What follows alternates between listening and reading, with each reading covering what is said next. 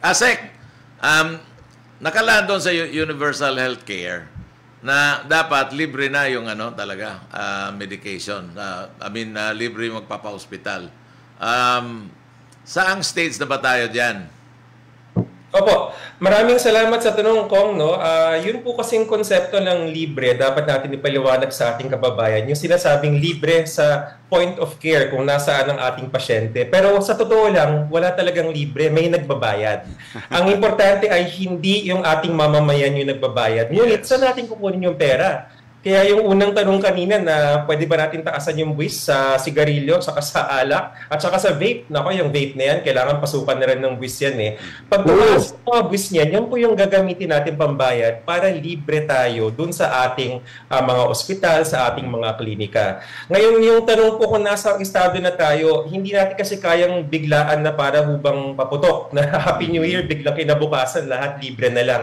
Sinisimulan natin dun sa ating mga mamamayan na pinaka nangangailangan. Sabi nga ho nila, di ba, na the less you have in life, the more you should have in law. So, doon po tayo nagsisimula. Yung pong ating DSWD, NHTS, yung mga listahanan, yung mga 4Ps, nagtutulong-tulong po tayo para sila po yung ating uunahin. And then, habang dumadami po ang ating revenue, tsaka po parami ng parami yung nasasaklawan nung kaya nating ilibre. Okay. Magkano na ba ang revenue ng Syntax na napupunta sa universal care, healthcare? Naku po, ipagpaumanhin nyo, hindi ko alam yung exact number, no? But from the last report that I read, Kong, as high as, I think, 30 to 40 billion is generated by Syntaxes. Yan po talaga yung isa sa malaki na talon, no? Simula nung, I think it was 2013 or 2014 when the Syntaxes were last para bang revised to have a big increase. At napakalaking tulong. Actually, dito ho sa DOH, sabi nga namin, dati-rate ang aming budget, mga 10 years, 15 years ago, mga nasa 25 billion lang. Ngayon, nasa 250 billion na. And that's good news para sa ating mga mamamayan dahil mas marami pong serbisyo at mas maraming mga gamot, mga doktor na nababayaran, at mga pwede nating gawin para sa kalusugan. Okay, aside from the universal healthcare project, of course, ang nagpupondo niya naman talaga yung Syntax, no? Which you say is around 30 billion. Hindi pa rin kayo ba humihingi ng additional fund from the GAA para nang sa ganun ay madagdagan yan at matugunan yung talagang totoong libre na hospital sa government hospitals? Thank you, Kong. No? Ang isa po sa mga gusto namin pag-usapan, kaakibat na rin ng aming attached agency, ang PhilHealth, is yung medyo sensitibo na premium collection. Yan. Kasi karamihan sa mga sakit, ng mga insurable, yung mga atake sa puso, yung mga stroke, yan, yung mga nakikita natin yan, sobrang mahal yan kapag kayo po ay na-confine, yan po ibinabayaran ng PhilHealth. Now, we understand and we respect the decision of the President to suspend for now the premium increases because we just came from the pandemic. Pero sa totoo lang po, no, at a certain point, kailangan natin pag-usapan kasi yan yung talagang sinasabi na bayanihan, nagtutulungan tayo. Ang ating mga direct contributors na nagbabayad ng premium ng PhilHealth, kasama po ako doon, no, kasama po kayo, Kong, na kahit man medyo masakit sa bulsa natin, pero kung alam natin na una, pag tayo ay na-ospital, ay magagamit natin yon sa ating pagbayad sa ospital. At ikalawa, nakakatulong tayo sa ating mga mamamayan na hindi kaya magbayad. So what I'm saying po is, mahirap siyang pag-usapan. It's politically parang unpalatable, but the increase in premiums have to happen at a certain point in time. As to when, yun po tayo magkakaroon ng discussion.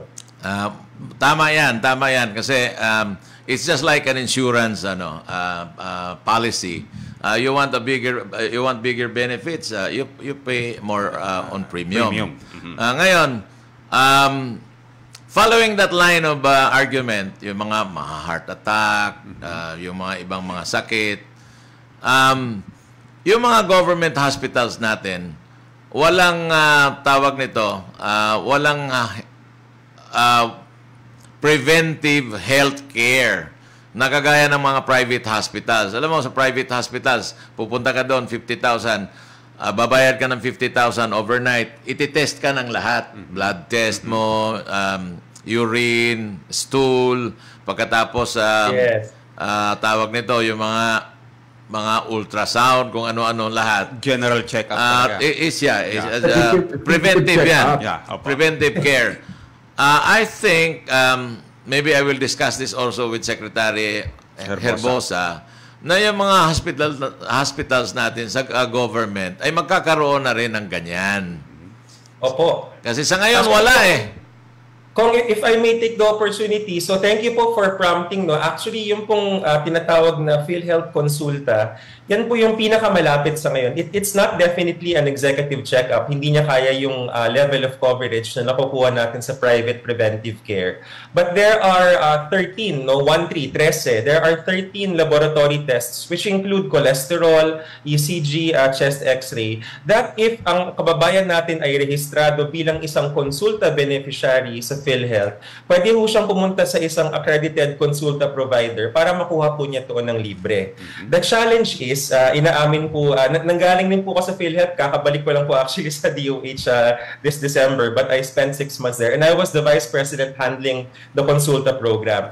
The challenge is, in-announce ni Pangulong Marcos nung pong SONA, I think 2,200 or 2,300 providers nationwide. We have to bring that number as soon as possible to as high as 5,000. Bakit po 5,000? Kasi ang ratio is sa bawat isang doktor na tumitingin ng pasyente for preventive care, dapat maximum lang na 20,000. So pag divide natin yung populasyon natin na nasa 110 million something divided by 20,000, nakuha namin yung nice rounded off number na nasa 5,000.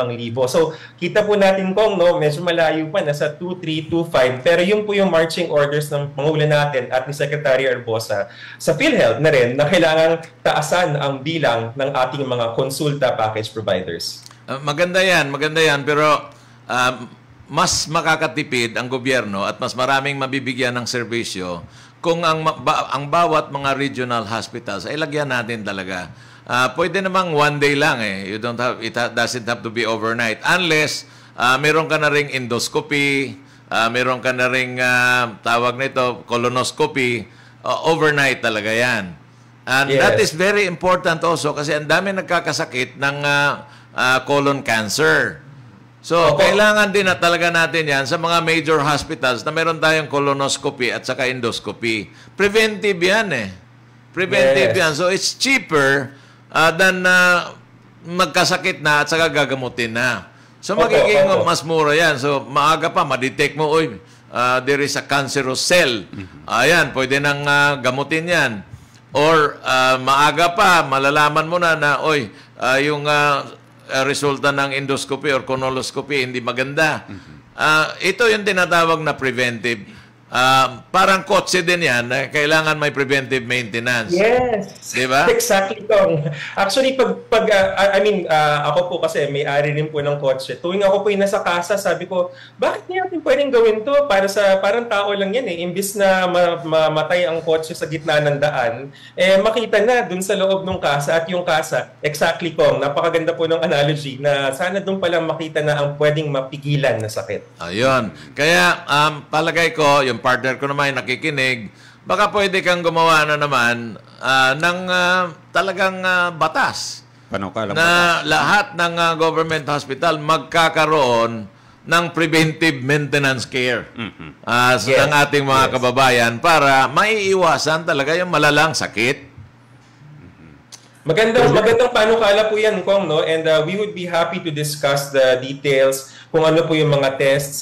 Of course, ang laging sinasabi, kailangan, again, babalik tayo sa usapan sa budget, sa premium. Pero I'm sure there is a balance that can be achieved na yung mismong, kasi nga sabi namin, yung humihingi kami ng mas malaking budget, mas malaking premium, isa lang naman po yung argument ng Department of Health. Mas mahal ang bayad sa atake sa puso, sa colon cancer, sa breast cancer, kaysa yung bayad sa preventive care. Di hamak na kunyari ang konsulta na 500 pesos per head lang ay mas mura kaysa sa 500,000 per case ng isang coronary artery bypass graft. Ayun. Malinaw yan. Malinaw yan. Partner!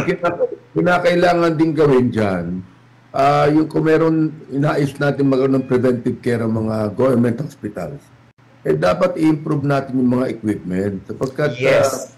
ang nangyayari dyan, they would rather go to a private hospital than a government hospital because the government hospital does not have any modern equipment for preventive care. Kung mamarapatin po ni i-share ko na rin, si Secretary Ted Herbosa is actually excited with yung bagong panukala na Procurement Act. Bakit Procurement Act? Bakit kami natutuwa doon? Kasi po doon sa ating existing Procurement Act, ang aming pagkabasa, ang pagkapaliwanag sa amin ng mga abogado is yung presyo talaga yung nag-govern, lowest price. Lowest. Problema ho sa amin sa kalusugan, hindi tayo dapat tinatawaran Dapat doon tayo sa kalidad na equipment. Yan nabanggit nga ni Kong Benny, kailangan quality. So nung narinig ni Secretary Herbosa mula po sa inyo, sa Kamara at saka sa Department of Budget and Management na tinutulak na yung bagong Procurement Reform Act na quality is actually a first consideration, not just an afterthought, not just para bang post-qualification.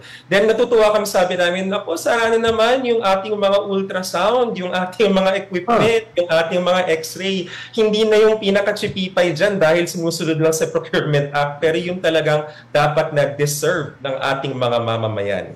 Hindi ba pwede, ASEC, na for example, like mahirap o senior citizen of PWD, na pag hindi po talagang pwedeng bigyan ng government hospital ng preventive care yan, pwede ba natin yang i-usher sa private hospital and let the government be the one to subsidize the preventive care expenses?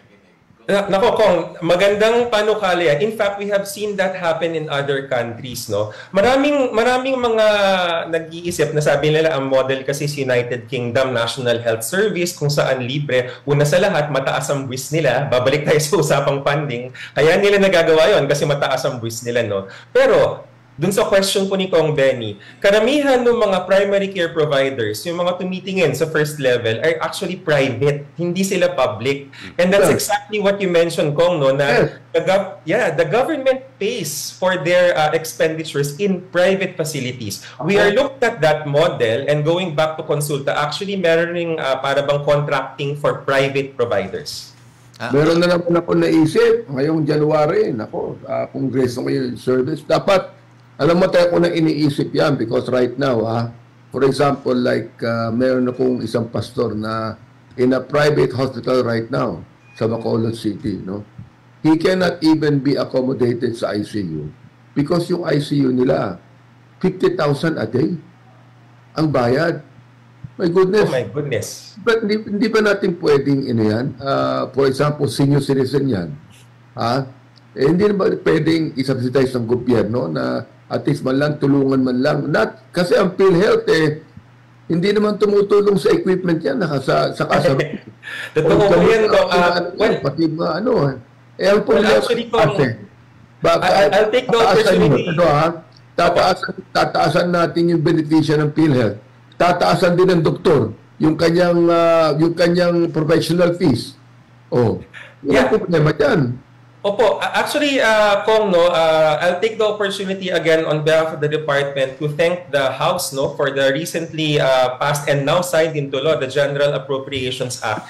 Bakit po importante yan? Yung pong medical assistance to indigents program, yung MAIP po, doon sa GAA ngayon, it's expressly written as a special provision na pwedeng magkaroon ng Memorandum of Agreement with the private sector. Before po kasi, kasama po ako ni Secretary dun sa mga budget hearing, narinig ko po yung tanong po ng Your Honors, no, na parang bakit pa hindi magamit yung MAIP sa mga private? Kasi nga po, at the time, before the current GAA, the new one, wala pang authorization para expressly ba na pumasok sa ganyan. And not only, actually meron palang authorization for MOA, pero yung bang expenditure items, kasi hindi siya magamit sa equipment before. Kung yari, may mga congressman po na nagsasabi, bakit di pwedeng pambili ng wheelchair, pambili ng hearing aid, ng mga assistive devices para sa mga PWDs? Kami po, sumusunod lang po naman kami sa batas. So maraming salamat po sa inyo na ngayon yung batas, mas malinaw na, pwede nyo nang gamitin yan. So we are now giving instructions to our regional offices and our units to actually fulfill what the law says. Going back to preventive, no? Pagpupunta ka kasi sa mga private, alam mo yung bill, depends, no? Minsan umaabot ng 25,000, minsan umaabot ng ng 30,000, lalo na pag ang pa-test mo ay lagyan mo ng mga markers, cancer markers, no? Yes. So, I think mas makakatipid if the government hospital will create a section. A section, maglagay din sila doon ng, kunyari, may endoscopy at saka colonoscopy, maglagay din sila doon ng mga ilang beds. Siguro, depende kung gaano kalaki yung hospital, para nang sa ganon ay matest dyan.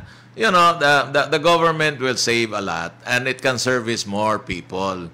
Kasi yung concern ng aking partner, yung mga equipment na audio ay mga bulok. So, since bagong department ito sa hospital, mga bago ito na mabibiling equipment. Ano lang naman yan, sa blood test, you have the most modern blood testing machines. Actually, very modern. Hindi ka na pag nakuha mo na yung sample blood, ilagay mo lang sa machine. It will come out with all the results, no? Including mga markers. Tapos, yung mga ultrasound, they are not expensive. Ang mahal lang dyan yung sa colonoscopy. An endoscopy because these are cameras actually na ipapasok sa katawan mo. Yeah. But that's only around 20 million pesos. Depends on the brand. May Fuji brand, may kung ano-anong mga brand yan. So, perhaps you should make a study. The department should make a study kung magkano magiging savings kaysa yung konsulta. Di ba? Dahil mahirap. Tulad ng MRI, mapakamahal yan, di ba? Yung mga CT scan na yan. So, pwede ba na, for example, like if the Department of Health will procure such equipment, pwede na natin gawing humanitarian situation yan where the companies like Siemens will not pay any taxes at all. Actually, partner. Actually, partner. Ang bumili niyan, Department of Health or public hospitals, di ba? Actually, partner, yung mga Siemens, Hitachi, they have a program. I-install nila yung equipment without the Department of Health paying it, yung mga CT scan or MRI. Pagkatapos, kukolektahin na lang bawat pasyente. May mga program silang ganyan. Pero alam mo, Asek, of course, you know this, no? Lahat ng ating hospital dito magaganda sa Metro Manila, palaging puno yan. Yes. Diyan sa PGH, kapatid, waiting, kahit na yan, endorse pa ng ng congressman yan. He has to wait. Pagka minsan, ang waiting nila sa ER would be around 2 days. Nasa labas sila. So, ibig sabihin, kailangan din natin tingnan, ang ating mga regional hospitals sa mga ibang probinsya, na gawin nating moderno yan, katulad ng mga hospital sa Metro Manila. Yes, Kong. This is very close to Secretary Herbosa's heart because Secretary Herbosa, before returning to the Department of Health, was the chair of the Department of Emergency Medical Services ng Philippine General Hospital, kung saan ako din po ay nagtapos noong early 2000s. So, tatlo kasi yung kinoconsider and natumbok niyo po, Kong Benny, yung access, yung quality, saka yung cost effectivity. Bakit mahaba ang pila sa PGH? Kasi mawalang galang kasi mataas yung quality ng mga doktor saka mga staff sa PGH. So, nagkukumpulan ngayon, nagpupunta lahat doon at gustong makuha syempre, hindi kalidad na serbisyo. Mura rin siya dahil although hindi siya DOH hospital, it is still a government hospital. It has a government budget, but it cannot handle everyone. So there is now a problem of access. And Honorable Congressman is correct in saying na this model of a high quality and cost-effective delivery of care should be replicated not just in Metro Manila, but also, and not even Metro Cebu, not just Metro Davao, but all over the country. So I think, baka sabihin ni Sected nag-overpromise, pero sinasabi naman niya in public Sabi niya, his dream, or his goal rather, is to have at least one fully capable hospital, whether to build a new one or to para bang equip or para bang empower an existing one per province. Para hindi na kailangan tumakbo sa PGH or sa Western Visayas Medical Center or sa Davao Regional Hospital para hindi na kailangan magkumpulan ng ating kababayan para sila ay maserbisyohan kaagad. Alam mo, Asik, I think I know where the problem came from. Nung araw kasi, ang Congress hindi naglalaan ng capital outlay. At the end of the day, dapat kasi lahat ng mga hospitals, at least yung mga regional hospital, ay aabot ng 1,000 bed hospital pag regional ka. Di ba? Ilan lang naman ang 1,000 bed na regional hospital sa ating bansa? Kukunti lang. And then, ito nga, may panukalang batas ako noon, hindi lang na umabot at hindi pumasa. Yung panukalang batas ko is to establish Apex Hospital in every region. Dahil ilan lang yung Apex Hospital sa Mindanao. Davao is one. I think dalawa lang yung Apex Hospital sa Mindanao. And then sa Visayas, I think in Cebu. Sa Cebu lang ang Apex Hospital. But if you establish, ang Apex Hospital kasi is a final referral hospital. Ibig sabihin, pag pinadala mo yung pasyente doon, it's either he lives or he dies. Hindi mo na kailangan dalhin pa sa iba. Huwag na lang he dies. He lives. Yun. Ibig sabihin, yun yung Apex Hospital. Lahat ng sakit pwede nang gamutin doon. And then, the sad plight is that compared to Cuba, Cuba has a doctor for every 500 Cuban. The US has a doctor for every 50. Is it 50,000? 5,000 pala yung Cuba, 50,000 ang US. Ang Pilipinas, one doctor for every 30,000 Pilipino. Tama ba, Asik? Opo, I don't know the exact numbers but you're giving the correct picture. Konti lang po ang doktor natin and most of them are concentrated in the urban areas kung nasan yung mga Apex. Pero kung dagdagan mo ng quack doctors, baka aabot din tayo dyan sa 5,000 per doktor. Diba? But what I'm saying here is there should be a coordination between palagi ako nagre-refer sa PGH, no? Ang mga pasyente. Meron ako pondo dyan eh. May pondo ako dyan. Pero pwede ba natin gawin? Kasi sa paligid ng PGH, nandiyan ang Manila Doctors. Nandiyan ang Medical Center Manila. Oo. Nandiyan ang Ospital ng Maynila. Hindi ba pwede na kapag halimbawa nakapila na yung mga nasa emergency, hindi ba pwede magkaroon ng tinatawag nating humanitarian care na division ang PGH na kapag nakita na nakapila yan, pwede nang i-refer yan sa private hospitals and let the PGH be the one to For example, like may pondo ko dyan. I'm willing naman na kaya lang hindi tinatanggap ng private hospitals ang pondo hindi ba pwede yun na referral lang sa Medical Center Manila, referral lang sa Manila Doctors, that it will be the congressman's fund that will pay it. Di ba pwede yun? Actually, Kong, you are describing what we're trying to create following the Universal Healthcare Act. We call that the Healthcare Provider Network. Yes. In other words, dapat talaga nag-uusap yung mga ospital. I can closely relate, sir, doon sa sinasabi nyo kasi personally, my family, I bring them to, not an endorsement, but just I bring them to Manila Doctors. Alam niyo dahilan? Kasi yung mga teacher namin sa UP, nagpa-practice sa Manila Doctors, kaya doon po ako nagpupunta. So, nung sinabi niyo yung situation na yan, nakaka-relate ako. And sana, ako, personal dream ko is, like you said, sir, yung ating mga kapuspalan, dapat kaya rin makapasok hindi lang sa PGH, pero sa Manila Doctors. And the arrangements, the contracts, the memoranda of agreement, yun po yung susi. Tama po kayo, Kong, na kailangan ma-convince. At alam nyo, kung ano pinakamalaking dahilan, nababagalan usually yung private hospital sa payment ng PhilHealth or sa release ng funds. Doon po usually nagkakaroon ng problema. Kaya nga si SecTed, kapag nagbo-board meeting yan sa PhilHealth, lagi sinasabi,